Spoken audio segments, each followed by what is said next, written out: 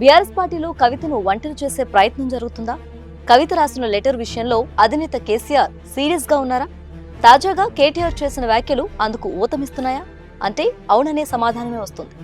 ఆదివారం ఎర్రవల్లిలోని farm house కు వెళ్లిన కేటీఆర్ సుదీర్ఘంగా తన తండ్రి కేసీఆర్ తో చర్చించారు. కవిత వ్యాఖ్యలపై, ఆ తర్వాత అనుసరించాల్సిన వ్యూహాలపై కేసీఆర్ తో చర్చించినట్టు తెలిసింది.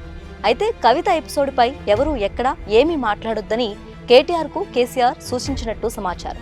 కావాలని ఎవరో కుట్ర చేస్తున్నారని, ఇలాంటి సమయంలో ఆ విషయంపై నోరెత్తడం అంతగా మంచిది కాదని గులాబీ బాస్ చెప్పినట్టు పార్టీ వర్గాల మాట.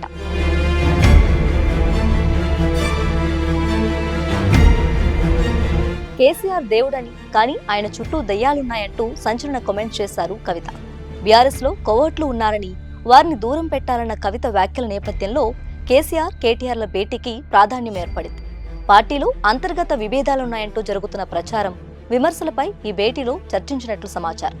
కవిత చేసిన కామెంట్స్ పై తొందరపడి స్పందించాల్సిన అవసరం లేదని, ఈ విషయాలపై ఎక్కువగా చర్చిస్తే పార్టీ నాయకులు, కార్యకర్తల్లో అనవసరమైన గందరగోళం నెలకొనే అవకాశాలున్నాయని కేసీఆర్ సూచించారట. పార్టీలో గుట్టుగా చర్చించుకోవాల్సిన అంశాలు ఇప్పటికే రట్టయ్యాయని, జరిగిన పరిణామాల పట్ల పార్టీ నాయకులెవరూ బహిరంగ వేదికలపై, టీవీల చర్చల్లో మాట్లాడొద్దని చెప్పారట.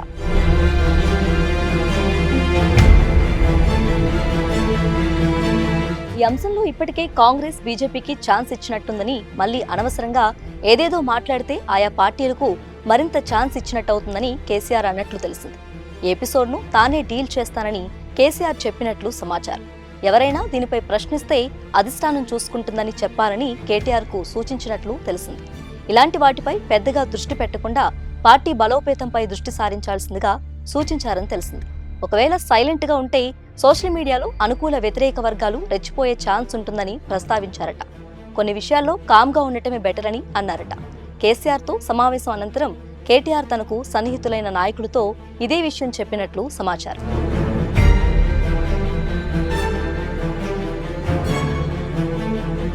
ఈ తాజా నిర్ణయంతో కవితను కేసీఆర్ మాట్లాడడానికి పిలిచే అవకాశం లేదని, ఆమె వేదన అరణ్యరోదనగానే మిగిలిపోయే అవకాశం ఉందని, కవిత ఒంటరి పోరాటం చేయాల్సిందేనన్న అభిప్రాయం వ్యక్తమవుతుంది.